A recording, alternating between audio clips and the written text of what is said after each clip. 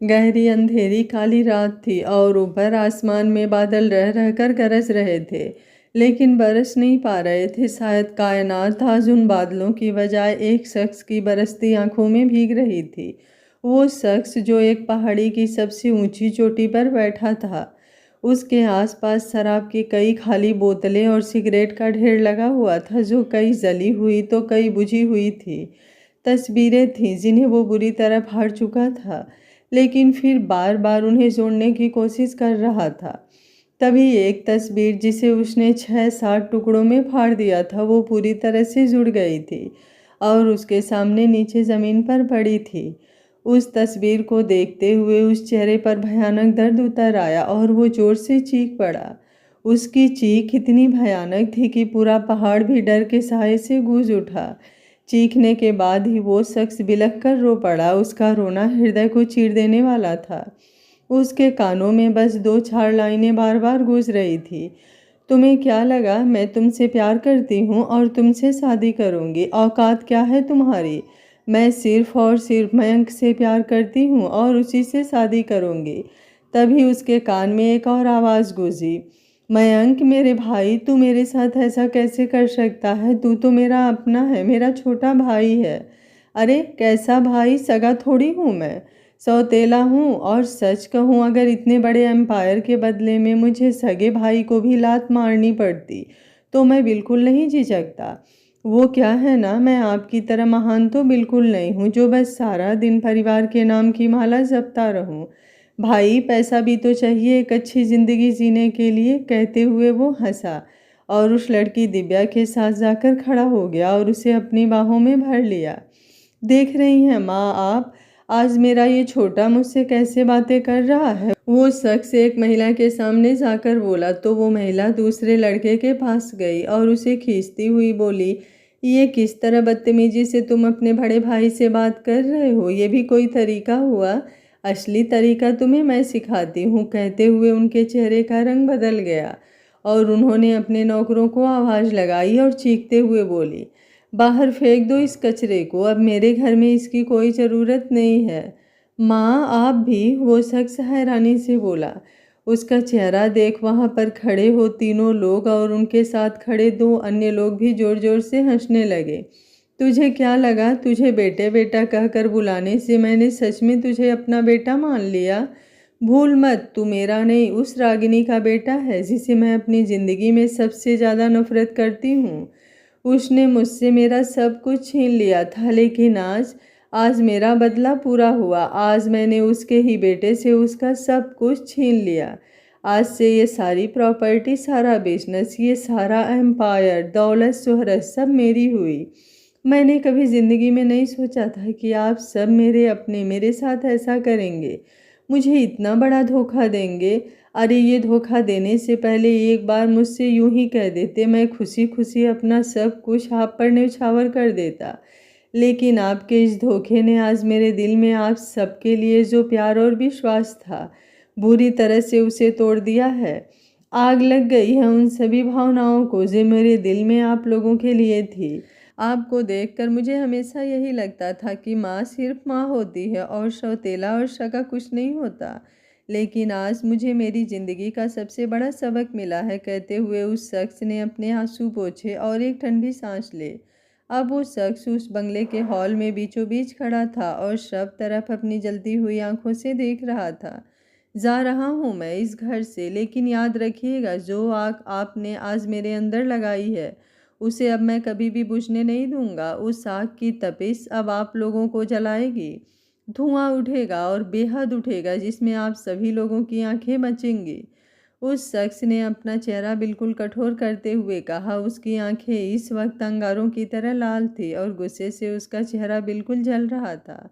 उसकी बात सुन सब लोग हंसने लगे, लेकिन अगले ही पल वो सब लोग यूं शांत हो गए जैसे उन्हें किसी सांप ने सूंघ लिया हो।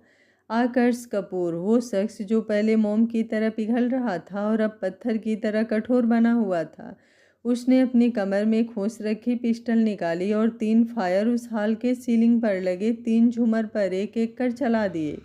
वो तीनों झूमर पल भर में नीचे गिरे और कांच पूरी जगह पर फैल गया। वो सारे लोग डर कर पीछे दीवारों के साथ चिपक गए थे, लेकिन आकर्ष वहीं हाल के बीचों बीच खड़ा रहा। उन सब का हाल देख वो व्यंग से मुस्कुराया और फिर अपने हाथ में पकड़ी गन को देखते हुए बोला, ये सब कुछ मैंने अपने जुनून से बनाया था, वो जुनून जो मेरे अंदर किसी नशे की तरह कूट कूट कर भरा है। आप सब लोग मुझसे मेरा सब कुछ छीन सकते हैं, लेकिन वो जुनून कभी नहीं छीन सकते। मुझे उस नशे से कभी दूर नहीं कर सकते। गेम बदली जाएगी और बड़ी बुरी तरह से बदली जाएगी, क्योंकि तुम लोग सिर्फ खेल खेलना जानते हो और मैं उसे पलटना। आकर्ष कपूर हारता कुछ नहीं, लेकिन जब दूसरों को हराने पर आ जाए तो उनकी सांसें तक छीनने का दम रखता है। कहते हुए उसने उस पिस्टल से सामने दीवार पर लगा बड़ा सा फैमिली फोटो पल भर में चकनाचूर कर दिया और पिस्टल से उड़ते हुए धुएं के साथ अपने होठों से खेल उस घर से बाहर आ गया। आकर्ष उस बंगले से बाहर आ रहा था, लेकिन तभी उसके कदम अचानक से रुके और वो उस लड़की दिव्या की तरफ बढ़ गया जो अभी भी मयंक की बाहों में खड़ी थी। मुझे छोड़कर और ढूंढा भी तो किसे ढूंढा? जो मेरे 20 सालों में नहीं हुए वो तुम्हारे कैसे हो जाएंगे? पर खैर, तुम भी तो गिरगिट ही हो, खूब बनेगी तुम दोनों की। तुम दोनों एक दूसरे को डिजर्व करते हो। इतना कह उसने उसके गले में पहनी हुई चैन खींच ली जिसमें एक ताबीज बंधा हुआ था। उसने आहिस्ता से वो ताबीज निकाला और वो चैन दिव्या के मुंह पर वापस मारी और बोला, तुम जैसी लड़कियों पर विश्वास से जुड़ी चीजें जचती नहीं हैं। सब लोग अब हैरानी से उसे देख रहे थे। कहाँ वो लोग सोच रहे थे कि इस सब से वो बुरी तरह टूट जाएगा, बिखर जाएगा। कहाँ वो उनकी सोच के विपरीत बिल्कुल बेफिक्र सा लग रहा था।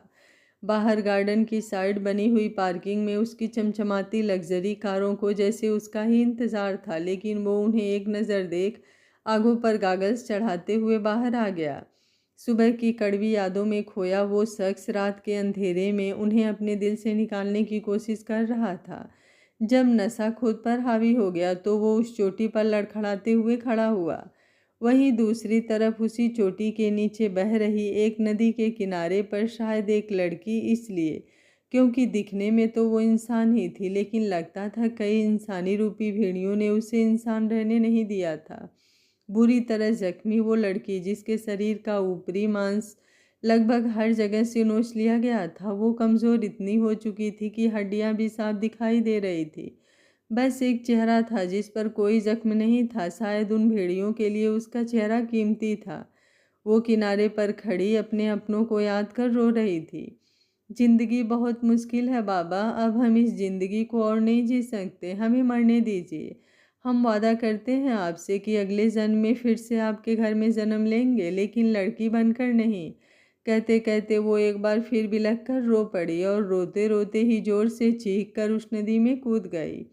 ऊपर खड़ा आकर्ष भी अपनी पीठ उस खाई की तरफ करके खड़ा था। मौका दे रहा हूँ तुझे ए जिंदगी, अगर आज तू मुझसे दूर हुई तो सब शांत हो जाएगा, लेकिन अगर तूने साथ दिया तो मुझे तबाह करने वालों की तबाही मैं खुद अपने हाथों से लिखूंगा। कहते हुए वो पूरी तरह से पीछे झुका और फिर सब शांत हो गया। आवाज़ आई तो सिर्फ पानी में किसी के कूदने की।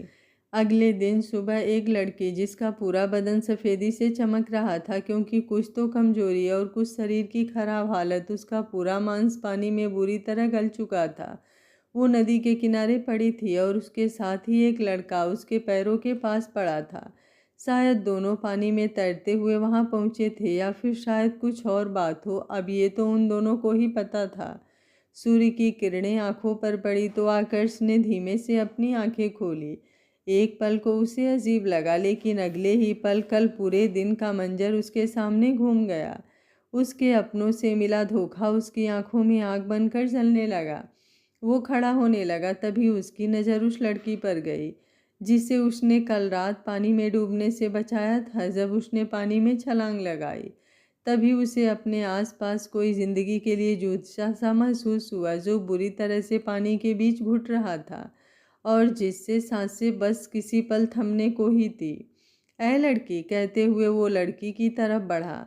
उसने सब कुछ छोड़ पहले उसकी नब्ज चेक की तो उसकी सांस में सांस आई, क्योंकि उसकी नब्ज धीरे धीरे ही सही लेकिन चल रही थी। उसने उसको पलटना चाहा, लेकिन तभी आंखों के आगे दिव्या का चेहरा आ गया। एक पल के लिए उसके चेहरे पर दर्द के भाव आए, लेकिन अगले ही पल उसका चेहरा फिर से कठोर हो गया। उसने उस लड़की को कंधे से पकड़ा और पलटकर उसका चेहरा अपने सामने कर लिया।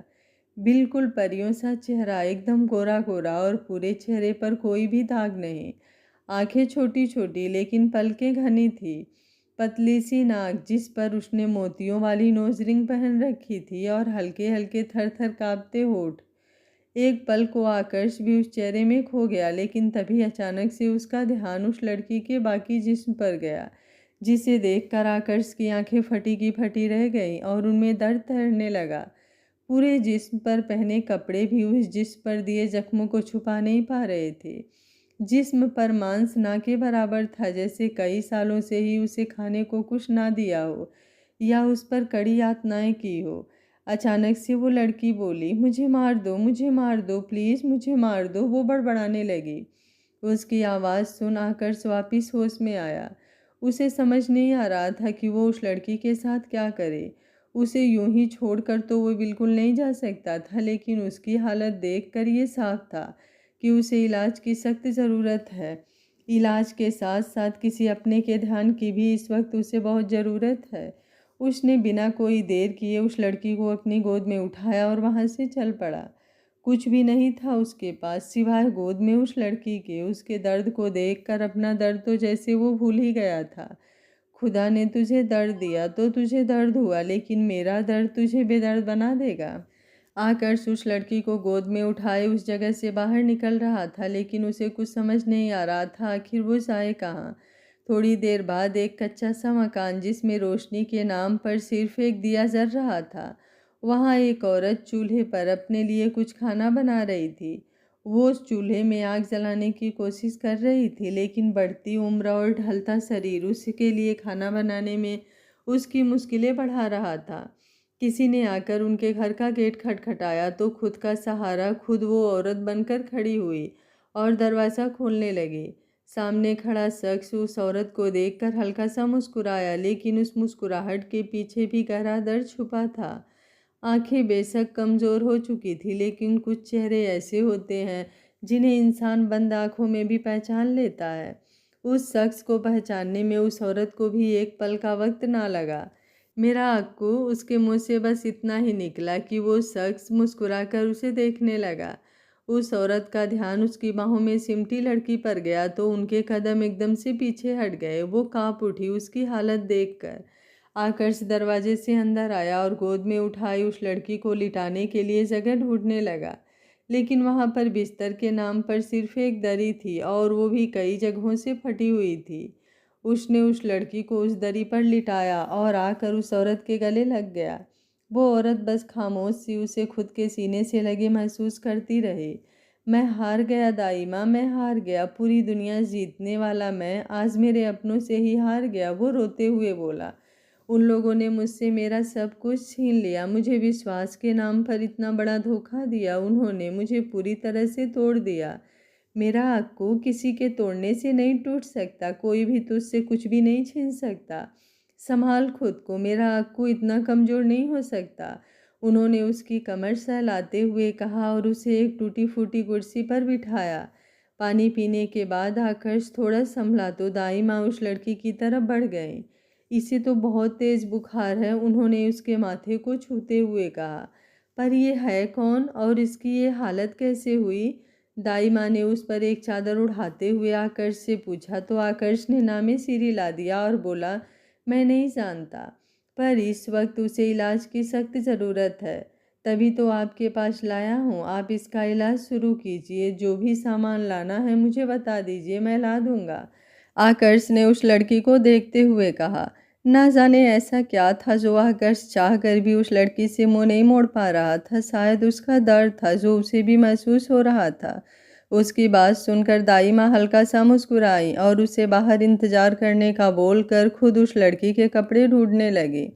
खुद दर्द में होकर भी जो दूसरे के दर्द का इलाज करे, उसका बुरा तो वो भगवान भी नहीं कर सकता, कहकर उन्होंने उस लड़की का इलाज शुरू कर दिया।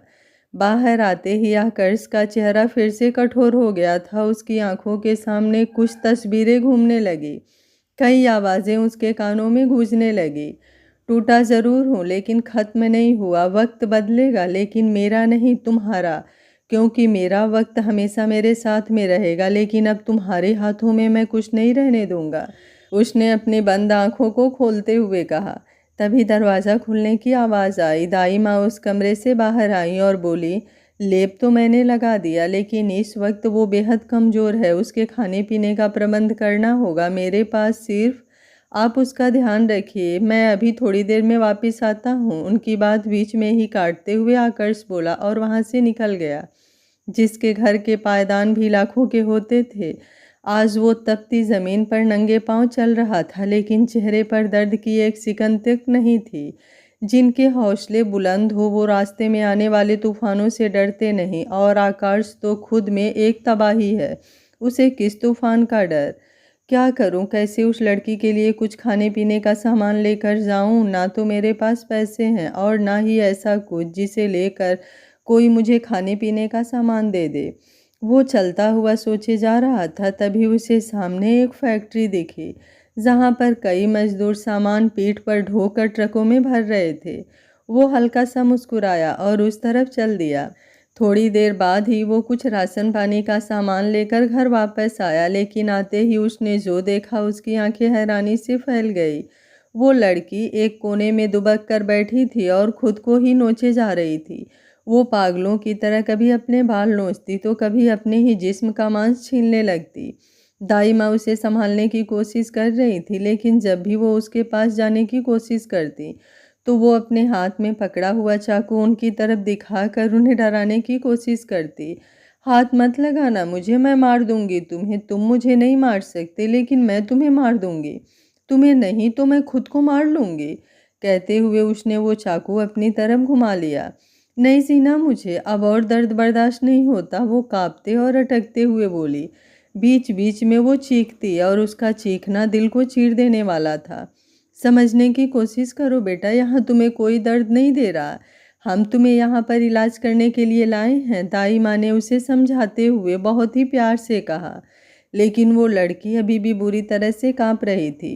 मुझे दर्द हो रहा है, बहुत दर्द हो रहा है, वो चीखते हुए बोली और एकदम से चाकू कस कर पकड़ कर अपने पेट में घोंपने लगी। लेकिन बीच में ही उसका हाथ किसी ने बुरी तरह कसकर पकड़ लिया, जिससे वो चाकू उसके हाथ से छूट गया।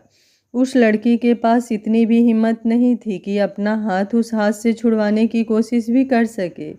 उसकी कलाई पर गहरा जख्म था जिसका आभास भी आकर्ष को नहीं था। वो दर्द से तड़पने लगी। तभी आकर्ष को अपने हाथ पर कुछ गीला गीला महसूस हुआ। उसने नजरें नीची कर देखा तो उसकी कलाई पर से खून बहने लगा था। आकर्ष ने एकदम से चौंक कर उसकी कलाई छोड़ दी।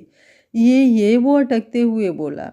उसने सामने देखा तो वो लड़की तब तक बेहोश हो चुकी थी। जख्म है, बहुत गहरे जख्म है, ऐसे जख्म जो बार बार भर गए और बार बार ताज़ा भी किए गए हैं।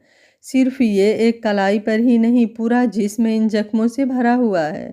जैसे किसी ने बड़ी बेदर्दी से इस बच्ची को तड़पाया होगा, दर्द भी इसके पास आकर दर्द से कुड़लाया होगा। दाई माँ की बात सुनकर आकर्ष को ज़्यादा हैरानी नहीं हुई, क्योंकि उसने उसके जिस्म का लगभग हिस्सा उसने उस वक्त देखा था जब वो पहली बार उसके सामने ज़मीन पर पड़ी हुई थी। पर उसने ये नहीं सोचा था कि उसके जख्म इतने ज़्यादा गहरे होंगे। उसने उस लड़की को अपनी बाहों में उठाया और फिर से उसे बिस्तर पर लिटा दिया। ना जाने क्यों जब जब तुम्हारे करीब आता हूँ मुझे मेरी बेचैनियों से राहत मिल जाती है। क्यों तुम्हारा चेहरा देखकर मुझे और कुछ याद ही नहीं रहता। उसने मन ही मन उसे देखते हुए कहा। 2 दिन बीत चुके थे। इन 2 दिनों में आकर्ष ने अपना जी जान लगा दिया था काम ढूंढने के लिए, लेकिन उसे कहीं भी काम नहीं मिल रहा था। उसे कहीं भी नौकरी नहीं मिल रही थी। मिलती भी कैसे? किसी की औकात ही नहीं थी उसे नौकरी देने की। जहाँ भी वो जाता उसे देखकर ही लोग उसकी आवभगत में लग जाते। हर कोई उसके साथ बिजनेस करने के लिए तैयार था, लेकिन उसे नौकरी चाहिए ये सुनकर ही हर कोई बहाने बनाने लग जाता। आकर्ष अच्छी तरह से समझ रहा था कि ये सब सिर्फ वक्त की चाल है, लेकिन उसके अंदर जज्बा था वक्त को पलटने का। इसलिए बिना किसी को कोई जवाब दिए वो उनके ऑफिस से बाहर आ जाता। वापिस उस बस्ती में आकर अगर उसे छोटा मोटा काम मिलता तो वो कर लेता, ताकि वो दाई माँ पर बोझ ना बने। किसी की मदद या एहसान लेना उसके वसूलों में नहीं था। जब भी वो घर भी होता तो कमरे के बाहर ही रहता। दाई माँ ने उसे कमरे के अंदर आने से मना कर दिया था, क्योंकि वो लड़की जब भी होश में आती तो बिल्कुल बेकाबू हो जाती थी। दाई माँ ने बेहद मुश्किल से उसे संभाला था। अब उन्हें देखकर वो थोड़ा शांत रहती, लेकिन अगर कोई और अनजान शख्स उसके सामने आ जाता तो वो फिर से खुद को नुकसान पहुंचाने की कोशिश करने लगती। ऐसे में दाई माँ ने यही फैसला किया था कि जब तक वो थोड़ी ठीक नहीं हो जाती, आकर्ष उसके सामने ना ही आए।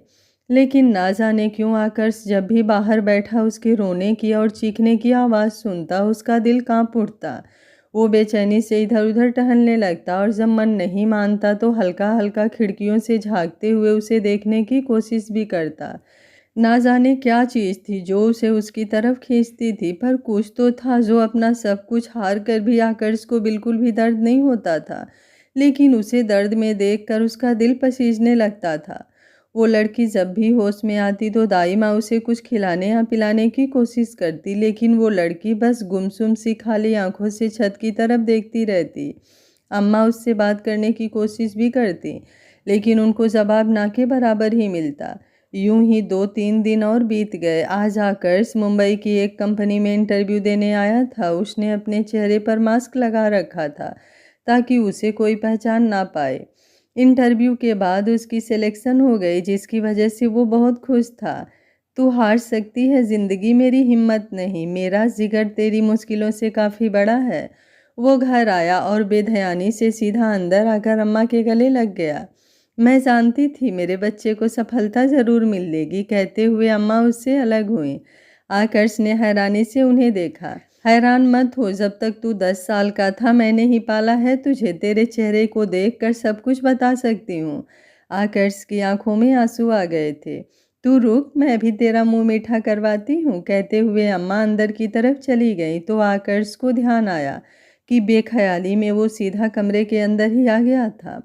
उसका ध्यान जब बिस्तर की तरफ गया तो दिल जैसे धड़कना ही बंद कर गया हो। सामने वो लड़की अपनी सूनी आंखों से कभी पलके उठाकर उसे देखती और कभी पलके झपका लेती, लेकिन आज वो उसे देखकर ना ही चीखी और ना ही चिल्लाई, बस शांति से उसे देखती रही। एक पल को उनकी नजरें मिली, लेकिन अगले ही पल उस लड़की ने अपनी पलकें झुका ली। उसके यूं करने से एक पल के लिए आकर्ष के चेहरे पर मुस्कान आई। अम्मा जब तक कुछ मीठा लेकर बाहर आती तब तक वो उस कमरे से निकल गया। बाहर आकर उसने अपनी आंखें यूं ही बंद की तो उस लड़की का चेहरा खुद ब खुद उसकी नज़रों के सामने आ गया। एक हल्की सी मुस्कान के साथ आकर्ष फिर से अपने काम पर निकल गया, जो वो रोज़ अपना गुजारा चलाने के लिए करता था। दाई माँ के इलाज की वजह से उस लड़की की तबीयत में अब थोड़ा सुधार आ गया था। वो खुद से बैठने और उठने लगी थी। कमजोरी तो अब भी बहुत थी, जो इतनी आसानी से जाने नहीं वाली थी, लेकिन फिर भी आकर्ष अपनी तरफ से पूरी कोशिश करता, उसे अच्छा खाना खिलाने की, सारी दवाइयाँ देने की, उसकी हर ज़रूरत पूरी करने की। यूं ही दिन बीत रहे थे। आज आकर्ष को उस कंपनी में नौकरी करते हुए पूरा 1 महीना हो गया था और आज वो बेहद खुश भी था, क्योंकि आज उसे उसकी पहली तनख्वाह मिलने वाली थी। सुबह वो ऑफिस आने के लिए तैयार हो रहा था कि उसे ध्यान आया कि उसका मास्क तो अंदर वाले कमरे में रखा था। सुबह सुबह का वक्त था, इसलिए दाई माँ अपना काम निपटाने बाहर गई हुई थी। वो यहाँ पर प्रेग्नेंट महिलाओं की जांच वगैरह किया करती थी और उसी से ही उनका गुजारा चलता था। भले ही आकर्ष ने आकर उन्हें सहारा दिया था, लेकिन अब तक उन्होंने अपना काम वैसे ही जारी रखा था। वो सुबह सुबह बाहर गई हुई थी और आकर्ष उनके आने तक का इंतजार नहीं कर सकता था। उसने कमरे के अंदर झांक कर देखा तो वो लड़की बिस्तर पर नहीं थी, वो शायद बाथरूम में होगी। ये सोचकर आकर्ष अंदर गया और अपना मास्क ढूंढने लगा। उसने इधर उधर सब जगह देखा, लेकिन उसका मास्क उसे कहीं भी नहीं मिला। वहीं दूसरी तरफ बाथरूम के एक कोने में खड़ी वो लड़की उसको ही देखे जा रही थी।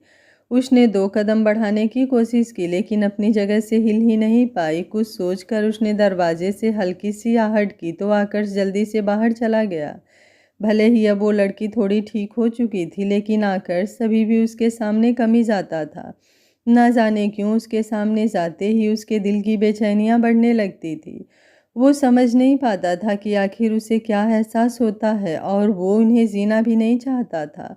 और वो नहीं चाहता था कि वो लड़की उसे देखकर थोड़ी सी भी असहज हो। इसलिए वो उसके और अपने दरमियान थोड़ी दूरी बनाकर ही रखता। लेकिन जब दिल की बेचैनी ज़्यादा बढ़ जाती और उसे देखने का मन मचल उठता तो वो दरवाजे या खिड़कियों से उसे झाँक कर देख लेता। उसे देखने भर से ही उसे ऐसा महसूस होता जैसे तड़पती आंखों को काजल का सहारा मिल गया हो। गर्मी से तपती धरा को आसमान में बरस रहे बादलों ने अपने आंचल से ढक लिया हो। अभी आकर्ष बाहर आकर दाई माँ के आने का इंतजार ही कर रहा था कि उसे हल्की सी पायलों की खनक महसूस हुई। उसने जल्दी से पीछे मुड़कर देखा तो वो लड़की अपने हाथ में मास्क लिए खड़ी थी। पलकें अभी भी झुकी हुई थी। उसने आहिस्ते से मास्क पास रखे एक मेज पर रखा और बिना कुछ कहे अंदर वापस चली गई। आज पहली बार वो उस कमरे में आई थी। आकर्ष ने उस दिन के बाद आज पहली बार पूरी रोशनी में उसका चेहरा देखा था और ऐसा देखा कि बस देखता ही रह गया। एक की पलकें उठी ही नहीं और दूसरे की झपकी ही नहीं। जन्नत सा नूर था उसके चेहरे पर, लेकिन आंखों की मायूसी दिल सा चीर गई। उस लड़की ने मास्क वहाँ साइड पर रखी टेबल पर रखा और एक पल के लिए आकर्ष को देखा। उसी पल आकर्ष ने भी उस तरफ देखा। आज दूसरी बार था जब आकर्ष ने उसके चेहरे को पूरी रोशनी में देखा था, क्योंकि अंदर कमरे में सिर्फ अंधेरा होता था। रोशनी के नाम पर सिर्फ एक दिया जलता था। परी शब्द कहना शायद उस खूबसूरत चेहरे की तौहीन होगी, क्योंकि परियों से भी ज़्यादा खूबसूरती उस चेहरे में बसी हुई थी। अगर कोई एक बार उसे देख ले तो सारी उम्र ना भूले, ऐसा अजब सा नूर था। लेकिन उस नूर को कोसती उस चेहरे की मायूसी आकर्ष को बेचैन सी कर गई। वो उसे देखता ही रह गया। धड़कनें शोर कर रही थी, लेकिन आकर्ष का ध्यान सिर्फ उस लड़की पर था। जब वो उसे मिली थी तो वो बेहद कमज़ोर थी, लेकिन दाई माँ के इलाज की वजह से अब उसमें थोड़ा सुधार था। हाँ, कमज़ोर अब भी थी, लेकिन जो हड्डियाँ पहले साफ दिखाई दे रही थी अब उन पर फिर से चमड़ी की मोटी परत आ चुकी थी। जब वो लड़की वापस से कमरे में चली गई तो आकर्ष होश में आया। उसे खुद से चिढ़ सी मच गई कि आखिर क्यों वो उसे देखता ही रह गया। हर बार वो अपने दिल को उसकी तरफ आकर्षित होने से रोकता है, अपनी नज़रें को उसके चेहरों से फेर लेता है, लेकिन आज भी वो खुद पर काबू खोकर एक बार फिर उसमें खो गया था। आकर्ष ने आगे बढ़कर वो मास्क उठाया और घर से निकलने लगा, लेकिन फिर जाते जाते उसके कदम रुक गए। वो वापस आया और खिड़की में से उस लड़की को देखने लगा। वो लड़की अंदर कमरे में बिखरा हुआ सामान समेट रही थी। दाई माँ उसे काफ़ी मना करती, लेकिन वो फिर भी उनके पीछे से थोड़ा बहुत काम कर दिया करती थी। चेहरे पर कोई भाव नहीं थे। लंबे कमर तक आते बाल जब जब चेहरे के आगे आते तब तक वो बड़ी नज़ाकत से उन्हें उंगलियों से पीछे सरका देती। उसे कुछ पल यूं ही देखते रहने के बाद आकर्ष घर से बाहर आ गया। आज जब वो ऑफिस आया तो सब लोग उसे अजीब सी नज़रों से घूर रहे थे। वो उनकी नज़रों से थोड़ा हैरान हुआ, लेकिन फिर बिना कुछ रिएक्ट किए वहाँ से आगे जाकर अपनी जगह पर बैठकर अपना काम करने लगा। थोड़ी देर बाद ही किसी ने जोर से उसके डेस्क पर हाथ मारा और वहाँ रखे हर एक सामान को उठाकर पटक दिया। उसने चेहरा ऊपर किया तो सामने कोई और नहीं, उसका बॉस ही था। तुम्हारी हिम्मत भी कैसी हुई हमारे साथ इतना बड़ा धोखा करने की, हमारी कंपनी में इतना बड़ा घोटाला करने की। मैंने तुम्हें टैलेंटेड समझकर तुम्हें नौकरी दी, लेकिन तुमने तो हमें बेवकूफ़ ही समझ लिया। आकर्ष एकदम से हैरान रह गया कि आखिर उसने ऐसा क्या किया जो उससे ये सब कहा जा रहा है। वो अभी तक शांत था, लेकिन सामने वाले की जुबान किसी कैंची की तरह चलती ही जा रही थी। वहाँ काम करने वाले सारे वर्कर भी भीड़ बनकर वहाँ खड़े हुए थे। तुम जैसे लोग भरोसे के काबिल ही नहीं होते। तुम जैसे लोगों को तो सिर्फ पैसों से मतलब होता है, हराम का कमाना जानते हैं। बस तुम जैसे फटीचर लोग। एक मिनट, मैं कुछ कह नहीं रहा, इसका मतलब ये नहीं कि आप कुछ भी बकवास करते जाएंगे। वो अपनी जगह से खड़ा होकर खुद को किसी तरह शांत रखते हुए बोला। अगर 1 महीने पहले किसी ने उससे इस लहजे में बात की होती तो शायद इतनी देर में तो वो सामने वाले की जुबान खींच लेता। तुम्हारी इतनी हिम्मत कि तुम मेरे सामने अपनी जुबान खोलो। कहते हुए सामने खड़े मिस्टर मल्होत्रा ने उसका गिरेबान पकड़ लिया तो आकर्ष को लगा जैसे किसी ने उसके पूरे बदन को गर्म भट्ठी में डाल दिया हो, जिससे वो पूरी तरह तप गया हो। आकर्ष की आंखों में गुस्सा खून बनकर उतर आया था। उसने मिस्टर मल्होत्रा की बंद मुट्ठियां, जिसने उसके गिरेबान को नोच रखा था, उस पर अपने हाथ रखे और दांत पीसते हुए उन्हें खुद से अलग किया। उसने उनके हाथों को इतनी जोर से पकड़ा था कि मिस्टर मल्होत्रा के हाथ बुरी तरह दर्द करने लगे। वो दर्द से कराह उठे। मैं सामने वाले की बकवास एक हद तक बर्दाश्त करता हूँ और जब वो कोई हद पार कर दे तब मैं बेहद होकर उसकी हदों को तोड़ना बहुत अच्छे से जानता हूँ। उसने अपने जबड़े भींचते हुए ये बात कही तो मिस्टर मल्होत्रा एकदम से सुन्न रह गए। तब तक मिस्टर मल्होत्रा के गार्ड्स ने आकर उनको घेर लिया। आकर्ष ने अपनी पथरीली आंखों से उनकी तरफ बारी बारी से घूरा और बोला, अगर बात जोर आजमाइश की है तो वादा रहा, तुम्हें तुम्हारे जोर पर अफसोस नहीं हुआ तो मैं भी आकर्ष कपूर नहीं। उसका नाम सुनकर वहां आसपास खड़े सभी लोग हैरान रह गए थे, लेकिन मिस्टर मल्होत्रा को कुछ खास फर्क नहीं पड़ा, जैसे शायद वो पहले से ही जानते हों कि उनके सामने खड़ा शख्स कौन है। अपने नाम का शोर मचाना बंद करो, क्योंकि बहुत अच्छी तरह से जानता हूँ तुम वही आकर्ष कपूर हो जो अपने बिजनेस को डुबाकर सब कुछ छोड़ छाड़ कर यहाँ से भाग गया था और अब वापस आकर मेरी ही कंपनी में मेरी ही नाक के नीचे कितनी बड़ी चोरी कर चुका है।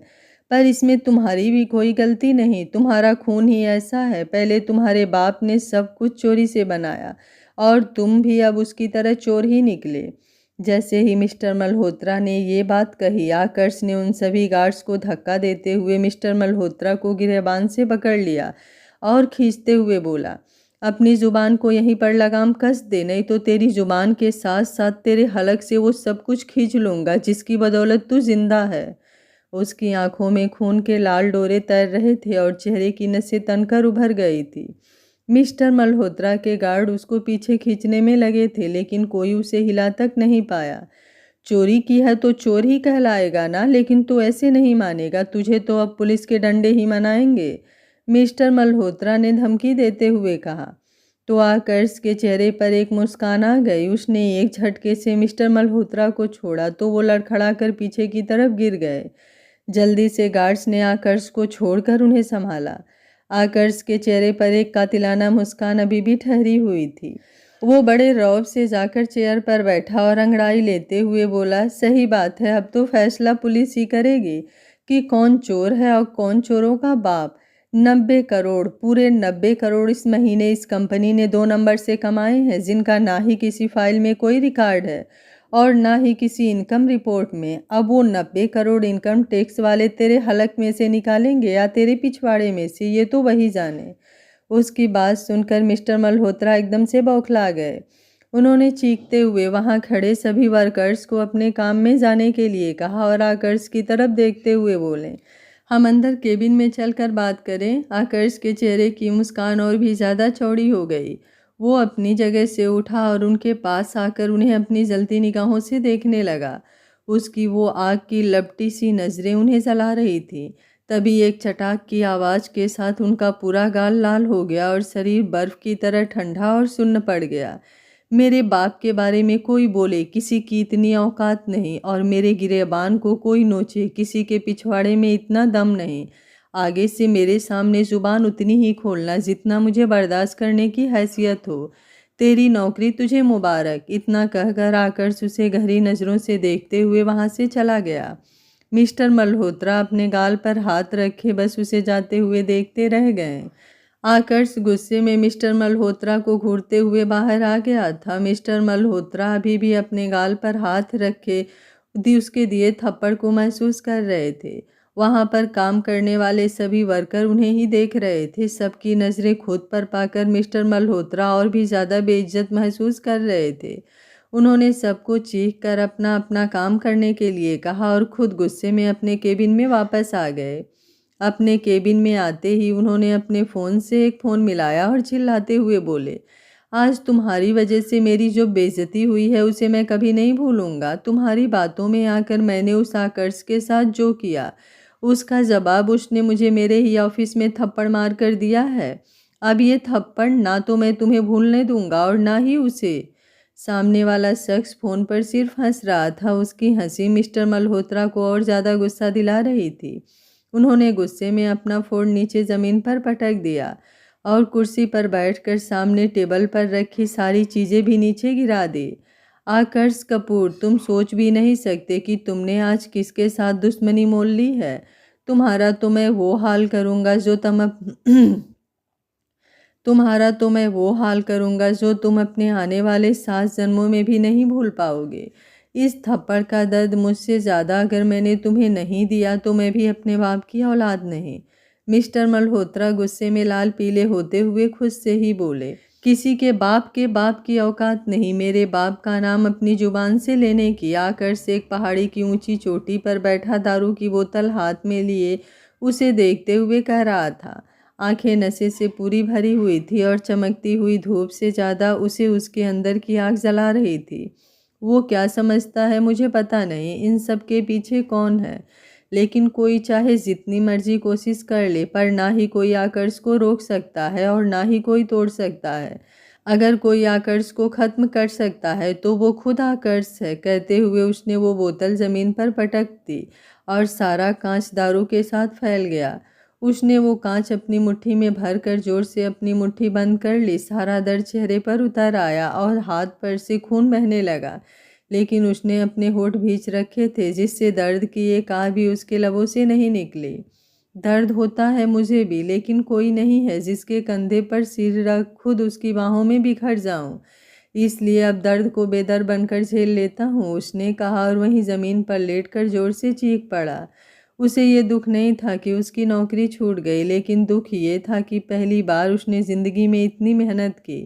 क्या कुछ नहीं सहा था उसने इस 1 महीने में। लोगों की गालियाँ, बॉस से कई बार जलील हुआ, उसे जानबूझकर नीचे दिखाया जाता रहा और आज उस सब का फल उसे इस कदर मिला। सच ही कहते हैं लोग कि ज़माने में मेहनत की कोई कद्र नहीं। नीचे ज़मीन पर लेटते ही जैसे ही उसने अपनी आंखें बंद की, आंखों के सामने उस लड़की का चेहरा आ गया। सूनी सी आंखें जो दर्द में लिपटी हुई थी। आखिर क्या हुआ होगा उसके साथ जो उसकी इतनी बुरी हालत है। क्या मेरा दर्द उससे ज़्यादा है, उसने खुद से पूछा तो अंदर से आवाज़ आई, नहीं। फिर क्यों मैं इतना पागल हो रहा हूँ। मेरा दर्द तो उसके दर्द के सामने कुछ भी नहीं। सब कुछ खो कर भी मैं सब कुछ पाने की हिम्मत रखता हूँ, लेकिन उसका क्या क्या खोया होगा उसने, क्या हुआ होगा उसके साथ। इस दुनिया में रहने की क्या कीमत चुकाई है उसने। अपनों से ही दगा खाई होगी या चोट गैरों ने पहुंचाई होगी। वो खुद से ही सवाल पर सवाल किए जा रहा था। यूं ही खुद से सवाल जवाब करते हुए उसने अपने पास रखी दूसरी शराब की बोतल उठाई और यूं ही लेटे लेटे अपने मुंह से लगा ली। लोगों की बेवफाई की वजह से दिल में इतनी कड़वाहट भर गई थी कि शराब भी अब मीठी लगने लगी थी।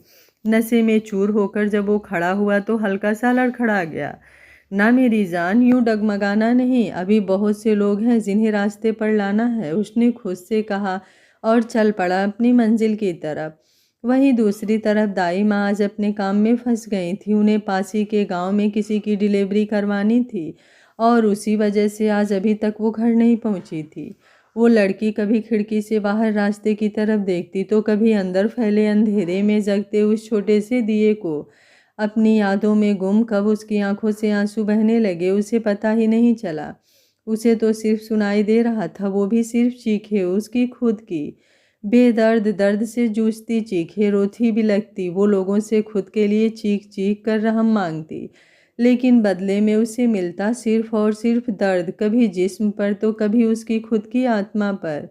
वो अभी सोचों में ही गुम थी कि नशे में लड़खड़ाता हुआ आकर्ष दरवाजे से अंदर आया।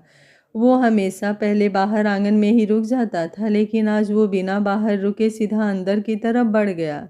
वो दरवाजे पर लड़खड़ा कर गिरने ही वाला था कि उस लड़की ने आकर उसे अपना सहारा देकर संभाल लिया। इतने दिनों में आज पहली बार उन दोनों ने एक दूसरे को छुआ था, लेकिन फिर से एक दूसरे को संभालने के लिए। पहले आकर्ष ने उसे संभाला था तो अब उस लड़की ने आकर्ष को अपनी बाहों में संभाल लिया था। नशे से भरी आंखों से आकर्ष एकटक उस लड़की को ही देखे जा रहा था, लेकिन उस लड़की का ध्यान सिर्फ आकर्ष को संभालने में था। वो किसी तरह गिरते संभालते हुए उसे अंदर तक लेकर गई और बिस्तर पर लिटा दिया। तुम मुझसे कुछ कहती क्यों नहीं, बस मेरी बात सुनती हो और मुझे देखती रहती हो, लेकिन मुझसे बात नहीं करती। जब भी मैं तुम्हें देखता हूँ तो तुम मुझसे नज़रें चुरा लेती हो। क्यों क्यों मुझसे नज़रें नहीं मिलाती तुम? मुझे तुम्हारी आंखों में भी वही दर्द दिखता है जो मुझे मेरे सीने में महसूस होता है। तो फिर तुम मुझे क्यों नहीं कुछ बताती? पर तुम मुझे क्यों बताओगी? अब तो मैं उस लायक ही नहीं रहा कि किसी का दर्द बांट सकूं। आकर्ष नशे में बड़बड़ा रहा था, लेकिन उसका बड़बड़ाना उस लड़की को साफ सुनाई दे रहा था। मुझे माफ़ कर दो, आज मैं तुम्हारे लिए तुम्हारी दवाइयाँ भी नहीं लेकर आया। मेरे पास जो पैसे थे बस उनसे ये शराब लेकर पी ली। आज मुझसे खुद को संभाला नहीं जा रहा था तो सोचा इस शराब का सहारा लेकर लड़खड़ा कर गिर जाऊं। तुम कैसे खुद को संभाल लेती हो? क्या तुम्हें रोना नहीं आता? मुझे तो आता है, लेकिन ये पत्थर सी आंखें रोने से भी इनकार कर देती हैं। मुझे टूटना है, लेकिन कोई नहीं है मुझे खुद की आगोश में लेकर समेटने वाला। कहते हुए आकर्ष की आंखों से दो बूंद आंसू बह गए तो उस लड़की को अपने दिल में दर्द सा उठता हुआ महसूस हुआ। नशे में लड़खड़ाते हुए आकर्ष को वो लड़की अपने कंधों का सहारा देकर अंदर ले आई और किसी तरह उसे नीचे बिछे हुए बिस्तर पर लिटा दिया। आज शायद पहली बार उसने आकर्ष को इतने करीब से देखा था, उसे छुआ था। उसका चेहरा उसके बिल्कुल सामने था, वो चेहरा जो चाहे कितनी भी परेशानियां क्यों ना हो, लेकिन उसका रौब उसके चेहरे पर कुछ अलग ही चमक रहा था, एक नूर जो उसे सबसे अलग बनाता था। वो अपनी सूनी आंखों से उसे ही देख रही थी और नशे में चूर आकर्ष बस बड़बड़ाए जा रहा था, लेकिन उस बड़बड़ाने के पीछे का उसका दर्द वो लड़की बेहद करीब से महसूस कर रही थी। उसकी बातें सुनकर उसकी नाकें भी नम हो चली थी। बेख्याली में उसका हाथ आकर्ष के सिर की ओर चला गया, वो उसके बालों में हाथ फेरने लगी। उसके यूं हाथ फेरने से आकर्ष को आज ना जाने कितने महीनों बाद कुछ सुकून मिला था। कितने दिनों से वो एक प्यासे पंछी की तरह तड़प रहा था, भटक रहा था, लेकिन आज जैसे ही उस लड़की ने अपने हाथ से उसे छुआ, उसे उस तड़प से राहत मिल गई। उसने अधखुली आंखों से उसे देखते हुए अपना कांपता हुआ हाथ उस लड़की के गाल पर रख दिया।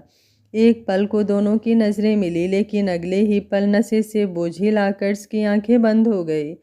अपने गाल पर आकर्ष का हाथ महसूस कर वो लड़की एकदम से चौंक कर वापस होश में आई। उसने आकर्ष के हाथ पर अपना हाथ रखा, लेकिन जैसे ही उसे आकर्ष का हाथ थोड़ा चिपचिपा और अजीब महसूस हुआ, उसने उस हाथ को नीचे किया और देखने लगी। पूरे हाथ पर खून लगा हुआ था, पूरे हाथ पर गहरे घाव थे जिनमें से खून अभी भी रिस रहा था, जिसे देखकर ही वो एकदम से सहम गई और पीछे हट गई। खून को देखकर ही वो लड़की बुरी तरह से कांपने लगी। वहीं उसके इस तरह दूर जाने से नशे और नींद में घिरा आकर्ष भी बेचैन हो गया। वो लड़की आकर्ष से दूर होकर पीछे दीवार पर जा लगी और पथराई आंखों से सामने की ओर देखने लगी। उसका कांपना अभी भी जारी था, लेकिन जहन में खून से सनी तस्वीरें चल रही थी। कुछ खून अपनों का था तो कुछ उसका अपना था। तुम भी जाओ, चली जाओ मुझे छोड़कर। वैसे भी तुम मेरे साथ क्यों रहोगी? अब तो मेरे पास ना ही कोई नौकरी है ना ही पैसे। सही है, वैसे भी इस दुनिया में जिसके पास पैसे नहीं उसका कोई नहीं है। जाओ, तुम भी चली जाओ, सब दूर हो गए मुझसे, तुम भी हो जाओ। आकर्ष ने अपने हाथों को झटकते हुए कहा। दर्द हो रहा है, बहुत दर्द हो रहा है, छोड़ दो मुझे, नहीं तो मर जाऊंगी मैं इस दर्द से। वो लड़की सुबकती हुई बोलने लगी और एक बार फिर से आंसुओं की बारिश उसके गालों को भिगोने लगी। उसका सुबकना कुछ कुछ आकर्ष को सुनाई दिया। उसने बड़ी मुश्किल से अपनी आंखें खोली और नजरें इधर उधर दौड़ाने लगा। सही से कुछ दिखाई नहीं दे रहा था, लेकिन दीवार के साथ लगी वो लड़की उसे अच्छे से दिखाई दे रही थी, जिसकी आंखों में बेहिसाब आंसू बह रहे थे। उठने की ना तो उसकी हिम्मत थी और ना ही इच्छा, लेकिन फिर भी किसी तरह उठा और लड़खड़ाते हुए उसके पास आकर खुद को संभालने की कोशिश में जमीन पर गिर गया। एक व्यंग से भरी मुस्कान उसके चेहरे पर आई, लेकिन फिर सही से बैठने की कोशिश करता हुआ वो उस लड़की के करीब हुआ और उसके आंसू पोंछने लगा। आकर्ष का स्पर्श फिर से अपने गाल पर पाकर वो लड़की चौंकते हुए वापस होश में आई। अब जहन में खून से सनी तस्वीरें नहीं, बल्कि खुली आंखों से आकर्ष का जख्मी हाथ उसे दिखाई दे रहा था।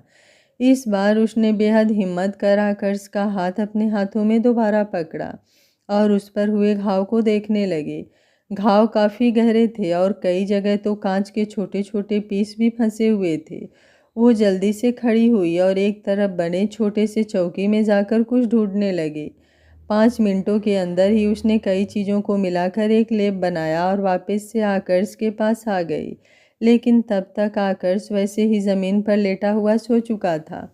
वो लड़की जल्दी से नीचे बैठकर आकर्ष के हाथ पर वो लेप लगाने लगी। आकर्ष के हाथों में जलन हो रही थी, लेकिन उसने सी तक नहीं करी। वहीं उसकी जलन को महसूस कर उस लड़की के होठों से खुद ब खुद आह की आवाज़ निकल जाती। वो फूंक मारती हुई उसके पूरे हाथ पर लेप लगा रही थी और आंसू फिर एक बार पलकों को चीरते हुए आंखों से बाहर आ रहे थे। जब जलन हद से ज़्यादा हुई तो आकर्ष ने करवट ली और अपना सिर उस लड़की की गोद में रख अपना चेहरा उसके पेट से लगा लिया। धड़कनें दोनों की एक ही रफ्तार में दौड़ने लगी। रिश्ता दर्द का था या कोई और, लेकिन बेहद गहरा था। अपना हाथ पास रखे एक कपड़े से साफ कर उस लड़की ने आकर्ष के गाल पर अपना हाथ रख दिया। सही कहा आपने, इस दुनिया में पैसा ही सब कुछ होता है, लेकिन जो आपका अपना होता है वो सिर्फ पैसों की वजह से ही आपसे दूर नहीं होता। कई बार किस्मत ऐसा खेल खेलती है कि सबके होते हुए भी हम अकेले रह जाते हैं। कोई अपना नहीं होता हमारे पास अपना कहने के लिए। कहते वक्त उसकी आवाज़ में दर्द था, वो दर्द जो उसके सीने में बेहद गहराइयों में छिपा हुआ था। वो वहाँ से उठना चाहती थी, लेकिन हिम्मत ही नहीं कर पाई। ना जाने कैसी डोर थी जो वो जाने अनजाने में उन दोनों को एक दूसरे के साथ जोड़ रही थी। कब एक दूसरे को संभालते हुए वे दोनों गहरी नींद में चले गए और यूं ही सो गए। पर नींद में तो सिर्फ रात कटती है, जिंदगी तो जगने के बाद शुरू होती है। सुबह आकर्ष की आंख खुली तो खुद को उस हालत में देखकर वो बुरी तरह से चौंक गया और झट से खड़ा हो गया। वो लड़की अभी भी गहरी नींद में थी। उसे सोते देखकर वो जल्दी से बाहर चला गया, लेकिन उसके उठने से पहले उस लड़की की आंखें खुल चुकी थी। लेकिन आकर्ष को अपनी गोद में सिर रखे सोते देख उसने फिर से अपनी आंखें बंद कर ली थी, ताकि दोनों ही असहज होने से बच जाएं। वो नहीं चाहती थी कि जो एक हल्का सा पर्दा उन दोनों के बीच बना हुआ है वो किसी वजह से टूट जाए। वो जानती थी आकर्ष को कैसे वो उससे दूरियां बनाए रखता है। देख तो वो भी नहीं पाती थी उस तरफ, लेकिन उसका इस घर में रहना कभी संभव ना हो पाता अगर आकर्ष ने उसके बीच में ये दायरा ना बनाया होता। वहीं दूसरी तरफ आकर्ष बाहर गुस्से में दीवार पर मुक्के पे मुक्के मारे जा रहा था। कैसे कैसे मैं उससे यूं लिपट कर सो सकता हूँ? क्या सोचेगी वो मेरे बारे में? कहीं उसे ऐसा तो नहीं लग रहा होगा कि मैंने उसका फ़ायदा उठाने की कोशिश की है। मुझे उससे माफ़ी मांगनी ही होगी। शिट, मैं इतनी बड़ी गलती कैसे कर सकता हूँ? कहते हुए उसने एक ज़ोरदार मुक्का फिर से दीवार पर मारना चाहा, लेकिन तब तक बीच में दाई माँ ने आकर उसके हाथ को रोक लिया। वरना उसका हाथ कितनी बुरी तरह से जख्मी होता, ये सोचकर ही बदन में दर्द होने लगा। अक्कू, मेरे बच्चे, क्या हुआ? क्यों इतना परेशान हो रहा है? क्यों इतना गुस्सा आ रहा है मेरे बच्चे को कि खुद का दर्द ही तुझे महसूस नहीं हो रहा? दाई माँ ने जल्दी से उसे अपनी तरफ मोड़ते हुए पूछा। उसकी आंखों में उतरी क्रोध की लाली जो नमी को अपने पीछे छिपा रही थी, वो दाई माँ से छिपी नहीं थी। उन्हें अपने सामने देखकर आकर्ष चौंक गया। उसने जल्दी से खुद को संभाला और लड़खड़ाती हुई जबान से बोला, कुछ कुछ नहीं हुआ, बस थोड़ा सा काम की वजह से परेशान था। इतना कहकर वो बिना उनसे नजरें मिलाए वहां से चला गया। खिड़की से उसे जाते देख रही लड़की ने अपनी आंखें बंद की तो आंसुओं की 2 बूंदें गालों पर लुढ़क गई, जिसे उसने जल्दी से पोंछा और जाकर अपना काम करने लगी। कैसी किस्मत है हमारी, जानते हैं दर्द बहुत दर्द देता है, लेकिन फिर भी बेदर्द बनकर तुझे दर्द दे बैठे। आकर्ष के जाने के बाद दाई माँ अंदर आ गई। गुड़िया गुड़िया कह उन्होंने उस लड़की को पुकारा तो वो लड़की जल्दी से पानी का ग्लास लेकर उनके पास आई। दाई माँ उसे देख हल्का सा मुस्कुराई तो वो लड़की फिर से अपने काम में लग गई। धीरे धीरे खुद को संभाल कर वो घर भी संभालने लग गई थी। थोड़ी ही देर बाद वो लड़की एक छोटी सी पोटली लेकर दाई माँ के सामने थी, जिसे देखकर दाई माँ बिल्कुल हैरान रह गई। उधर आकर्ष घर से बाहर आ गया था। अब नौकरी तो थी नहीं उसके पास, इसलिए फिर से इधर उधर भटक कर कोई छोटा मोटा काम ढूंढ रहा था, ताकि कम से कम खुद का खर्च तो उठा सके। अचानक से एक चमचमाती हुई गाड़ी उसके आगे आकर रुकी, जिसमें से एक शख्स बड़ी तेजी से निकलकर उसके पास आया। आकर्ष, मेरे भाई, तू यहाँ? कहते हुए वो शख्स आकर्ष के गले लग गया। आकर्ष तो अभी तक अपनी सोचों में ही गुम था। उसने कुछ खास रिएक्ट नहीं किया। मैंने सोचा नहीं था तू मुझे इस तरह मिलेगा। मैं आज ही ऑस्ट्रेलिया से वापस आया हूँ और 1 मिनट, ये तूने अपना क्या हाल बना रखा है? वो शख्स ऊपर से नीचे तक आकर्ष को देखते हुए बोला। उसके बोलने से आकर्ष समझ गया था कि शायद उसे अभी तक उसके बारे में कुछ पता नहीं चला। वो कुछ कहता उससे पहले ही वो शख्स फिर से बोला, चल छोड़, आजा मेरे फार्म हाउस पर चलते हैं, यहाँ बैठकर बातें करेंगे। तू अपनी गाड़ी में आएगा या मेरे साथ चलेगा? कहते हुए उसने नज़र आकर्ष के आसपास दौड़ाई, शायद उसकी गाड़ी ढूंढ रहा था। नहीं, मेरी गाड़ी अब मेरे पास नहीं है। आकर्ष ने इतना ही कहा कि वो शख्स अरुण फिर से बोला, क्या गाड़ी नहीं है तेरे पास? अरे यार, क्या बात कर रहा है? सब जानते हैं कि बिना गाड़ी के तो तू घर से कभी निकलता ही नहीं, और यूं सड़क पर चलना तो शायद तेरे वसूलों में ही नहीं है। अब समझा, पक्का तेरी गाड़ी खराब हो गई होगी। तू पहले मेरी बात सुन। आकर्ष ने फिर से उसे कुछ कहना चाहा। नहीं, पहले तुम मुझे बता कि तूने ड्राइवर को फ़ोन कर दूसरी गाड़ी मंगवाई है या नहीं?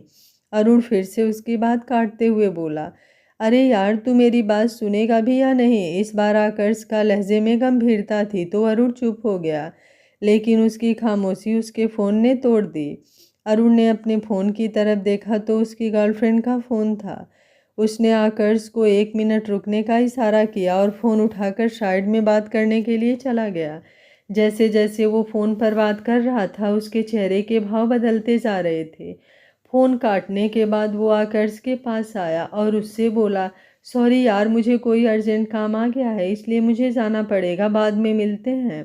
कहते हुए वो अपने गाड़ी की तरफ बढ़ गया, लेकिन आकर्ष समझ गया था उसके बदले हुए मिजाज के पीछे का कारण। क्या दोस्ती सिर्फ गाड़ियों और बंगलों को देखकर की जाती है? अगर किसी के पास हमसे ज़्यादा पैसा है तो हम किसी तरह उससे दोस्ती करने की कोशिश करते हैं, लेकिन किसी दोस्त के पास कुछ नहीं रह जाता तो उससे किनारा करने में भी हम एक पल नहीं लगाते। आकर्ष ने उसे जाते हुए देखकर कहा तो अरुण के कदम रुक गए। अरुण उसकी तरफ पलटा और बोला, ऐसा कुछ भी नहीं है, वो बस मेरा मूड ठीक नहीं है, तो मुझे फ़िलहाल और कोई बात नहीं करनी। मूड ठीक नहीं है या नीयत ठीक नहीं है? आकर्ष ने तंज भरे लहजे में कहा तो अरुण की भौहें सिकुड़ गई। चल छोड़, इसमें तेरा भी कोई कसूर नहीं। जब बंदे की सोच और फितरत ही बद किरदार हो तो वो इंसान चाहकर भी खुद के किरदार को नहीं बदल सकता। आकर्ष ने व्यंग से मुस्कुराते हुए कहा और आगे की तरफ बढ़ गया। आज आकर्ष के सामने वो शख्स मुंह फेर रहा था जो आज अपने कदमों पर खड़ा है तो सिर्फ आकर्ष की ही बदौलत। यही होता है, जब इंसान की जेब में पैसा नहीं होता तो उसके पास एक ही काम रह जाता है, फ्री का भाषण देना। पर मुझे तेरे इस भाषण में कोई इंटरेस्ट नहीं है। औकात ही क्या है तेरी जो तू मेरी सोच और मेरी फितरत पर तंज कस रहा है? पहले खुद को देख। इस वक्त गली का भिखारी भी अपनी जेब में तुझसे ज़्यादा पैसे ले रहा होगा। आकर्ष की बात सुन अरुण ने पीछे मुड़कर उसका मजाक उड़ाने के लहजे से कहा। हाँ, मेरे ही पाले कुत्ते आज मेरे सामने भौंक रहे हैं। उसकी बात सुनकर आकर्ष एक दिलकश मुस्कान के साथ बोला, पर कोई ना, याद रहे बेटा, कुत्ता चाहे जितनी मर्जी तेज भौंक ले लेकिन शेर की दहाड़ का मुकाबला नहीं कर सकता। मेरे सिर्फ दिन बदले हैं, मैं और मेरी शख्सियत नहीं। दिन बदलेंगे तो तुझे भी याद करूँगा, आ जाना तब चाटने के लिए। आकर्ष ने कातिलाना अंदाज में कहा और आगे बढ़ गया। अरुण गुस्से में उसे जाते हुए देखता रह गया। आकर्ष का मूड बेहद ख़राब हो चुका था। कुछ तो वो पहले ही खुद से गुस्सा था और बाकी सब अरुण की मेहरबानी थी। वो पूरी तरह चिढ़ चुका था। सुबह से शाम हो चुकी थी काम की तलाश में। वो सारा दिन भूखा प्यासा भटकता रहा, लेकिन उसे कोई काम नहीं मिला, जिससे वो और भी ज़्यादा खींच गया था। शाम होते होते वो वापस घर आया। अंधेरा हो चुका था। अंदर की तरफ जाने की तो उसकी हिम्मत नहीं थी, इसलिए वो बाहर आंगन में ही बैठ गया। दाई माँ उससे कुछ बात करना चाहती थी, लेकिन उसका खराब मूड देखकर उनकी हिम्मत ही नहीं हो रही थी। लेकिन बार बार उनकी नज़र अपने हाथ में पकड़े पोटली पर चली जाती। एक गहरी सांस लेकर वो उसकी तरफ बढ़ गई। इस वक्त आकर्ष एक तख्त पर आंखें बंद किए बैठा था। जैसे ही दाई माँ उसके आगे आई, उसने आंखें खोलकर उनकी तरफ देखा, लेकिन दाई माँ ने उससे कुछ नहीं कहा, बस उसके आगे वो पोटली बढ़ा दी। वो पोटली एक कपड़े की थी जिसके अंदर कुछ बांध रखा था, जो ना ही ज़्यादा भारी था और ना ही ज़्यादा हल्का। आकर्ष ने पहले उस पोटली को और फिर दाई माँ को हैरत भरी नज़रों से देखा। जब आकर्ष ने उनके हाथ से वो पोटली नहीं ली तो दाई माँ ने खुद ही उसका हाथ पकड़कर उसके ऊपर वो पोटली रख दी। ये लो और इनकी सहायता से अपना खुद का कुछ काम शुरू करो। पर ये है क्या? आकर्ष ने भी हैरानी से पूछा। खुद खोल कर देख लो। दाई माँ की बात सुनकर आकर्ष ने उस पोटली की गांठ खोली। जैसे ही उसकी नज़र अंदर रखी चीज़ पर गई, आंखें हैरत और गुस्से से बड़ी हो गई। गैरों ने चाहे मुझसे जैसा मर्जी बर्ताव किया हो, लेकिन मुझे आपसे इस चीज़ की उम्मीद बिल्कुल नहीं थी दाई माँ। आज आपने मेरे गुरूर पर चोट की है। आपने सोच भी कैसे लिया कि मैं आपसे ये सब लूँगा? उसकी आवाज़ में गुस्से से ज़्यादा दर्द था। हमने ऐसा कुछ नहीं किया जिससे तुम्हें तकलीफ़ हो। हम सिर्फ तुम्हारी मदद करना चाहते हैं। और रही बात इन गहनों की, तो ये वैसे भी हमारे नहीं हैं। तो किसके हैं ये? आकर्ष समझ तो गया था, लेकिन अपने शक को यकीन में बदलने के लिए उसने पूछा। दाई माँ ने कुछ नहीं कहा, बस अपनी नज़रें अंदर की तरफ उठा दी। आकर्ष गुस्से में उस पोटली को अपनी मुट्ठी में बंद करते हुए उठा और अंदर की तरफ चला गया। अपने हाथ में उस पोटली को कसकर पकड़ते हुए आकर्ष अंदर की तरफ चला गया। उसका चेहरा गुस्से से एकदम लाल था, जिसे देखकर दाई माँ को भी कुछ डर लगने लगा कि कहीं आकर्ष गुस्से में उस लड़की को कुछ गलत कह ना दे। वो लड़की खिड़की से छिपकर आकर्ष और दाई माँ को ही देख रही थी, लेकिन जब उसने आकर्ष को गुस्से में अंदर की तरफ आते देखा तो वो जल्दी से साइड हटने लगी। लेकिन एकदम से उसका पैर लड़खड़ा गया। वो नीचे गिरने को हुई, लेकिन वो गिरती उससे पहले ही आकर्ष ने उसकी कलाई पकड़कर उसे संभाल लिया था। डर के मारे उसकी आंखें बंद हो गई थी, लेकिन जल्द ही उसकी आंखें और ज़्यादा कसकर बंद हुई और उनमें नमी भर गई। उसके लबों से दर्द भरी आह निकली और दर्द को दबाते हुए उसने होठों को भींच लिया। आकर्ष ने उसकी कलाई को बुरी तरह मरोड़ कर उसकी पीठ पर लगा दिया था। क्या समझती हो खुद को? हाँ, और क्या समझ रखा है तुमने मुझे कि मैं तुमसे इस तरह की मदद लूँगा? लड़खड़ा ज़रूर गया हूँ, लेकिन गिरा नहीं हूँ। भगवान ने मुझे 2 हाथ दिए हैं जिनसे कमा कर खा सकता हूँ और तुम्हें भी खिला सकता हूँ। तुमने सोच भी कैसे लिया कि तुम्हारे जेवर बेच कर मैं उन पैसों से अपना बिजनेस करूँगा? इतना गिरा हुआ लगता हूँ क्या मैं तुम्हें? और अगर ऐसा है तो क्यों यहाँ रह रही हो? चली क्यों नहीं जाती यहाँ से? क्यों वहाँ पड़ी हुई हो, जबकि तुम्हारा तो हम दोनों से कोई रिश्ता भी नहीं है? कहते हुए उसने उस लड़की की कलाई और ज़्यादा ज़ोर से मरोड़ी और एक झटके में उसे छोड़ दिया, जिससे वो लड़की जाकर दीवार पर लगी। आकर्ष को खुद कुछ समझ नहीं आ रहा था कि उसने गुस्से में उस लड़की को क्या क्या बोल दिया था। उसने जलती हुई नज़रों से उस लड़की को देखा और अपने हाथ का मुक्का बनाकर जोर से दीवार पर दे मारा। उसे ना तो खुद के दर्द का एहसास हो रहा था और ना ही सामने खड़ी उस लड़की के दर्द का। बस गुस्सा था दिमाग में, जो इस वक्त अपनी चरम सीमा पर था। गलती तो मेरी ही है जो मैंने तुम्हें बेसहारा समझकर सहारा दिया, लेकिन बदले में तो तुमने मुझे मेरी ही नज़रों से गिरा दिया। अरे घिन आ रही है मुझे ये सोच सोच कर कि क्या तुम्हारी नज़रों में मेरी यही औकात है? यही सोच है तुम्हारी मेरे बारे में कि मैं पैसों के लिए किसी लड़की के जेवर बेच दूंगा? दाई माँ उसके पीछे पीछे आई, लेकिन आज उन्होंने अपने कदम दरवाजे के बाहर ही रोक लिए। वो लड़की अपनी सूनी आंखों से बस आकर्ष को देखे जा रही थी। आंखों की नमी सूख चुकी थी।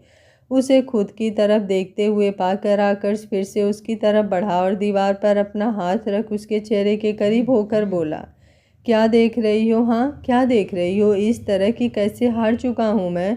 आज तक मैं यही समझ रहा था कि बहुत कुछ कर सकता हूँ, फिर से दुनिया अपने कदमों पर ला सकता हूँ मैं, लेकिन अब ऐसा महसूस हो रहा है जैसे मुझसे ज़्यादा हारा हुआ इंसान और कोई हो ही नहीं सकता। उसके इस तरह करीब आने से वो लड़की थोड़ी सहम गई। उसने अपनी पलकें झुका ली और चुपचाप आकर्ष की बातें सुनती रही। अभी भी उसके चेहरे पर कोई भाव नहीं थे। दो ना जवाब। अब जुबान साथ नहीं दे रही या शब्द नहीं है तुम्हारे पास, पर मुझे तुमसे कोई जवाब चाहिए ही क्यों? कोई जवाब नहीं चाहिए मुझे तुमसे। आकर्ष उससे थोड़ा दूर होकर बोला, ना जाने क्यों हर बार तुम्हें देखकर मैं अपना दर्द भूल जाता था। कुछ था जो तुम्हें देखकर मुझे महसूस होता था। क्या था वो, क्या नहीं, मैं नहीं जानता, पर जो भी था अच्छा था, सुकून सा था। लेकिन आज तुमने मुझे भी दर्द दे दिया है। मेरे जख्मों को फिर से हरा कर एक बार फिर उन पर नमक छिड़क दिया। उसकी बात सुन उस लड़की ने आकर्ष की तरफ देखा। उसकी आंखों में इस वक्त गहरा दर्द था, जो शायद जाने अनजाने में उसे उस लड़की ने दे ही दिया था। उसका हाथ अपने हाथ में पकड़ कर आकर्ष वो पोटली उसे पकड़ाते हुए बोला, ना ही मुझे तुमसे कोई जवाब चाहिए और ना ही तुम्हारी कोई मदद। मुझे जो करना होगा वो मैं अपने दम पर कर सकता हूँ, इसलिए अपना ये सामान अपने पास रखो। अपनी बात कहकर आकर्ष दरवाजे की तरफ पलट गया और कमरे से बाहर जाने लगा, लेकिन तभी उसके कानों में जोर से आवाज़ आई। वो आवाज़ थी उस लड़की के ज़मीन पर नीचे गिरने की। आकर्ष की आंखें हैरत से फैल गई जब उसने उस लड़की को नीचे ज़मीन पर बेहोश देखा। उसका सारा गुस्सा 1 मिनट में हवा हो गया। दिमाग ने काम करना बंद कर दिया और दिल तेजी से धड़कने लगा। वो जल्दी से उसकी तरफ भागा और उसे अपनी बाहों में उठाकर उसका सिर अपनी गोद में रख लिया। आवाज़ सुनकर दाई माँ भी अंदर आ चुकी थी। वो भी जल्दी से उस लड़की की तरफ भागी। मम्मा, मैंने ये क्या कर दिया? ये क्या हो गया मुझसे? आकर्ष बेचैन होते हुए कपकपाती हुई आवाज़ में बोला। वो कांपते हुए हाथ से उस लड़की का गाल थपथपाने लगा। ऐ उठो, क्या हुआ तुम्हें? दाई माँ देखिए ना, इसे क्या हुआ? ये अचानक से बेहोश हो गई। आकर्ष की घबराहट उसके चेहरे से साफ झलक रही थी। अब उसे अफसोस हो रहा था कि आखिर उसने उस लड़की को इतना क्यों सुनाया। अगर गुस्सा ही निकालना था तो कहीं बाहर जाकर निकाल देता। सब ठीक हो जाएगा, तुम चिंता मत करो। आओ पहले इसे बिस्तर पर लिटा दो। दाई माँ ने आकर्ष को कहा तो आकर्ष जल्दी से उसे अपनी बाहों में भर बिस्तर की तरफ ले गया। दाई माँ भी जल्दी से पानी का गिलास लेकर आई और उसके ऊपर छींटे मारने लगी। उसे बेहोशी में देख ना जाने क्यों आकर्ष का दिल तड़प रहा था। उसे बिस्तर पर लेटाने के बाद भी आकर्ष उससे दूर नहीं हुआ, बल्कि उसके सिर पर हाथ फेर रहा था। आगे कहानी बहुत ही इंटरेस्टिंग होने वाली है। बहुत सारे ट्विस्ट एंड टर्न आएंगे और बहुत सारे राज से पर्दा भी उठेगा। तो कहानी के हर एक पार्ट को एंजॉय करने के लिए चैनल को सब्सक्राइब कर लीजिएगा। और कहानी आपको कैसी लग रही है अपनी राय कमेंट बॉक्स में देना बिल्कुल मत भूलिएगा। Thank you for watching. मिलते हैं कहानी के अगले पार्ट में।